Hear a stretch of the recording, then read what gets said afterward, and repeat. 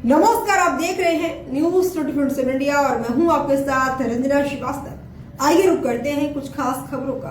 पौष माह की अमावस्या पर रतलाम के अति प्राचीन केसरियानाथ जैन तीर्थ बिबदौड़ का मेला शुक्रवार को लगा। सालों की परंपरा निभाते हुए जैन समाज के लोगों ने अपनी बड़ी लग्जरी गाड़ियां छोड़ बैलगाड़ियों में सवार होकर इस मेले में पहुंचे। तीर्थ में स्थित आदिनाथ प्रभु के दर्शन वंदन किए। भगवान की प्रतिमा की सोने चांदी के डायमंड वर्क से अनुपम रंग रचना की। जैन समाज के अलावा अन्य समाज के लोग भी इस मेले में पहुंचे हैं। बिबदौड़ जैन तीर्थ रतलाम से करीब 5 किलोमीटर दूर रतलाम बाजना मार्ग पर स्थित है। पौष माह की अमावस्या पर लगने वाले मेले में बड़ी संख्या में श्रद्धालु दर्शन वंदन व पूजन के लिए केसरियानाथ तीर्थ पहुंचते हैं।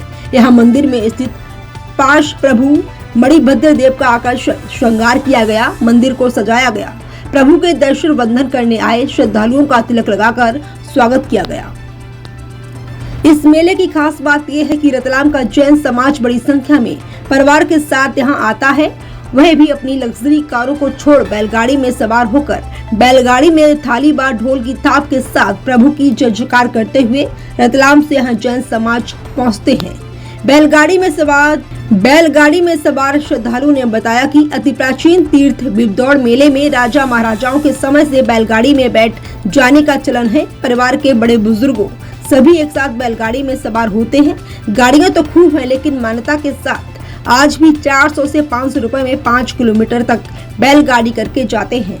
इसका आनंद अलग ही है। परिवार के बाहर से भी सदस्य इस मेले में शामिल होने के लिए पहुँचते हैं।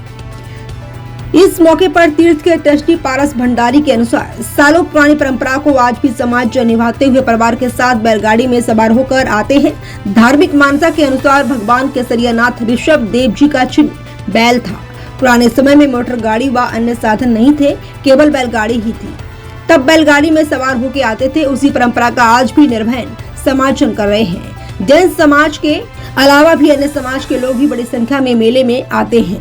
मेले में खान पान से लेकर बच्चों के मनोरंजन के साधन भी होते हैं। खासकर यहाँ पर लकड़ी के झूले भी लगते हैं, जो किसी मशीनरी नहीं बल्कि हाथ से चलाए जाते हैं।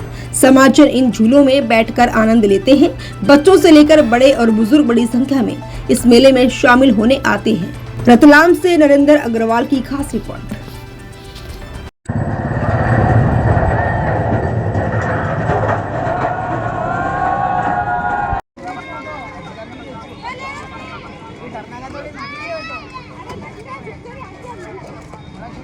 ये जो मंदिर है ये इतना पुराना है। हमारे जो आचार्य भगवान थे अशोक सागर महाराज साहब, हर्ष सागर महाराज साहब, उन सब की प्रेरणा से इस मंदिर का वापस जो जीर्णोद्वार हुआ तो यह मार्बल का तो बना है, पर अब इसके ऊपर स्वर्ण से भी वर्णित किया गया है।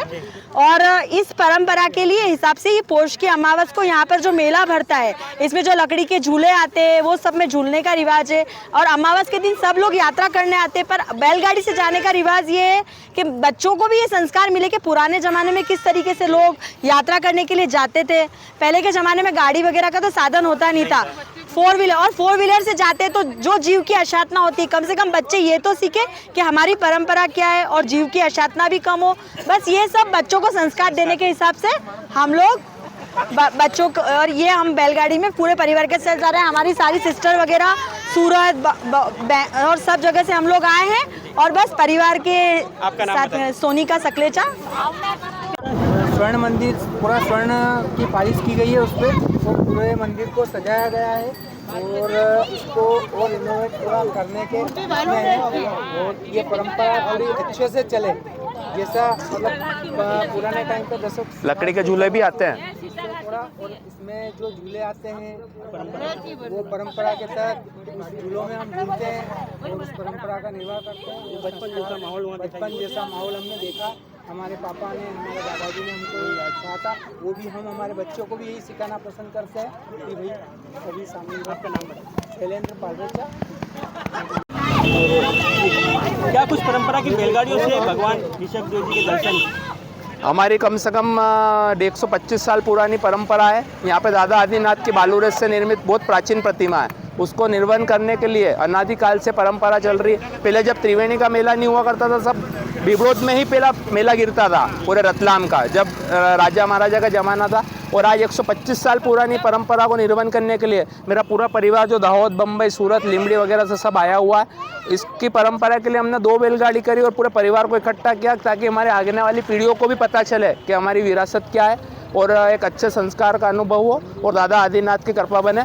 और दादा आदिनाथ का लांछन जो है बेल है और इसी का परंपरा के हम बेलों को ले जाते हैं कि इनके भी पाप कटे और ये भी इनके जीवन से मुक्त हो। धन्यवाद। जय जी नेत। आपका नाम? मैं अभय कुमार हीरालाल जी ओरा परिवार से, मोनू जैन, रतलाम। नाम है और अनोखीलाल जी की जो भावनाएं थी उसके अनुरूप इस तीर्थ का स्वरूप दिन प्रतिदिन निखर रहा है और रतलाम के पास में ही इसी मंदिर से लगा हुआ पूरे रतलाम की सूरत व सीरत बदलने वाला औद्योगिक निवेश क्षेत्र जो बन रहा है, तो मैं ऐसा मानता हूँ कि उससे यह क्षेत्र और हमारे यहाँ के पूरे विकास की नई गाथा लिखेगा और यहाँ के प्रभु की कृपा से हम और सारा रतलाम समाज इससे लाभान्वित होगा।